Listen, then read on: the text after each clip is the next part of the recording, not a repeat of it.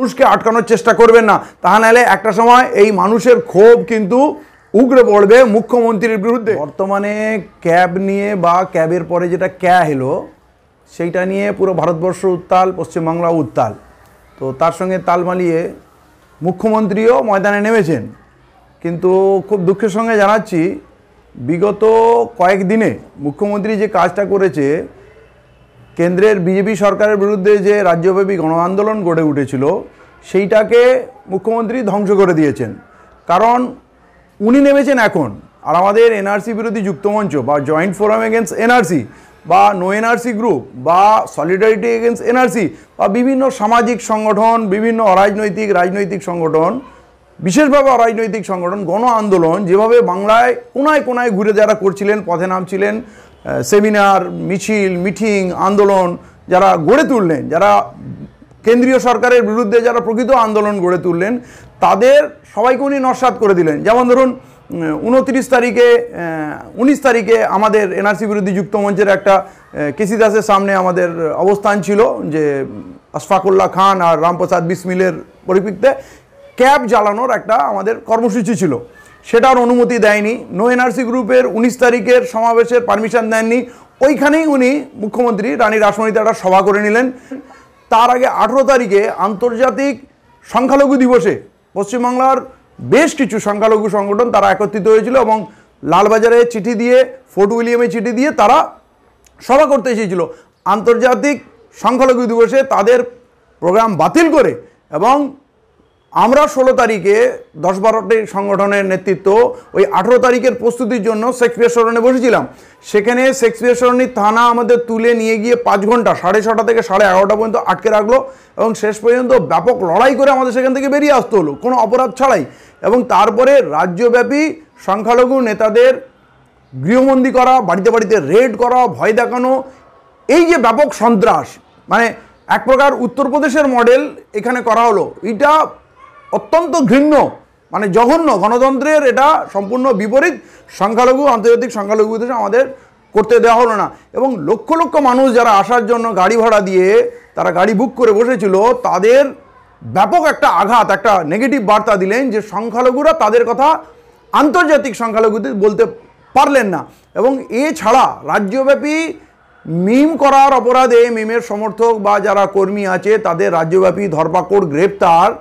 আমি খুব তীব্র ভাষায় এর প্রতিবাদ জানাচ্ছি, কারণ মিমের ছেলেরা এখানে কোনোভাবেই কোনো সন্ত্রাসের সঙ্গে যুক্ত নয়। এটা একেবারে মিথ্যা অপবাদ। কারণ ট্রেন জ্বালানো, বাস জ্বালানো, স্টেশন ভাঙচুরে সরকারি রিপোর্ট আসলো নাকি বিজেপির লোকরা লুঙ্গি টুপি পরে করছে। অতএব সেই লুঙ্গি টুপিধারী যে বিজেপি বাজরং দলের লোকরা যেটা করলো, কই রাজ্যব্যাপী বিজেপির নেতাদের ধরপাকড় হচ্ছে না?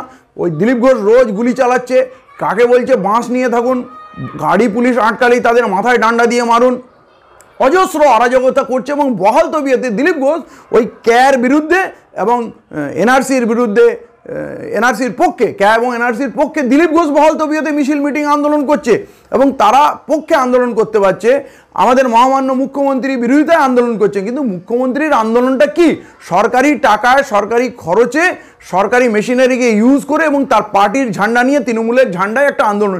এটা তো গণ আন্দোলন না, কিন্তু রাজ্যব্যাপী গণ আন্দোলনকে স্তব্ধ করে দিলেন। মানে মুখ্যমন্ত্রী যে কোনো দিন বন্ধ হয়ে গেলে এই আন্দোলনই শেষ হয়ে যাবে। মুখ্যমন্ত্রী তো কোনো বলা যায় না কখন কি করবেন। তাহলে এইটা বিজেপির বিরুদ্ধে গণ আন্দোলনের পথে মুখ্যমন্ত্রী স্বয়ং একটা বড় বাধা হয়ে এসছেন এবং এই ক্যাকে আটকানোর ক্ষেত্রে, এনপিআরকে আটকানোর ক্ষেত্রে মুখ্যমন্ত্রী স্বয়ং একটা বাধা হয়েছেন। আমি মুখ্যমন্ত্রীকে বলবো, আপনার শুভবুদ্ধির উদয় হোক, আপনি ঠান্ডা মাথায় ভাবুন।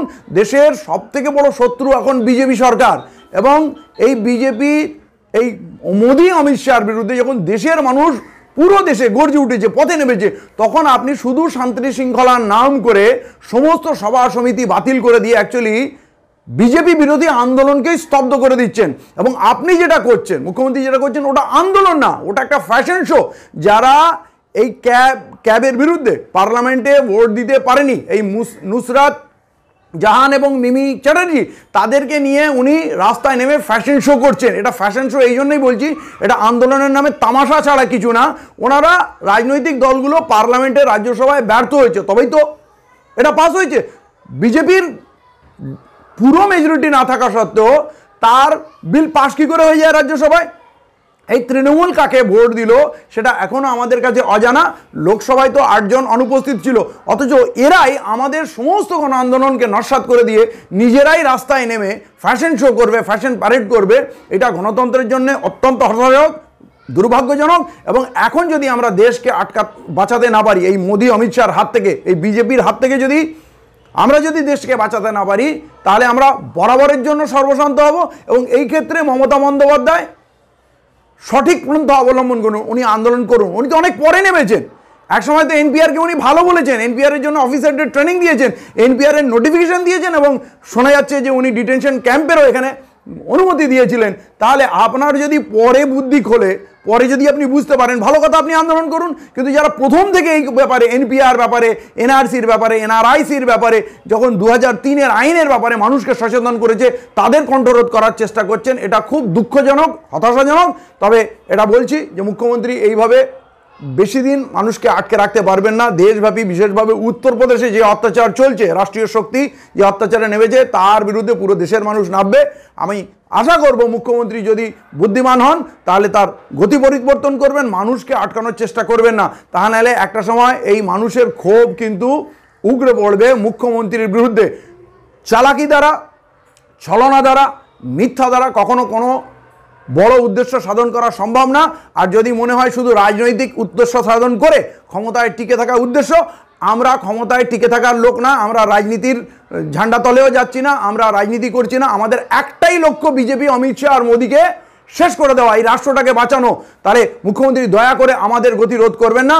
আপনার যদি এতে রাজনৈতিক ফায়দা হয় হোক, কিন্তু তার বিনিময়ে আপনি আমাদের এবং আরও যারা গণতান্ত্রিক শক্তি আছে তাদের পথ রোধ করবেন না। বিশেষভাবে মুসলিম যুবকদের এবং মুসলিম সংখ্যালঘু নেতা নেত্রী যারা আছে তাদেরকে কিন্তু আপনি পুলিশ দ্বারা ভয় দেখানোর চেষ্টা করবেন না। এটা বুমেরাং হয়ে ফিরে আসবে এবং এর ক্ষতি কিন্তু আপনার সব থেকে বেশি হবে। আশা করি আপনি আগামী দিনের জন্য সাবধান হবেন এবং এই পথ ছেড়ে দেবেন। এই বামপন্থ সরকারও যখন নন্দীগ্রামে দমন পীড়নের রাজনীতি করেছিল, ব্রিগেড ভরে গেছিল লাল ঝান্ডায়, কিন্তু লাল দুর্গ ভেঙে গেছিল। আপনি যদি একই পথে যান, পরিণতি আপনারও একই হবে।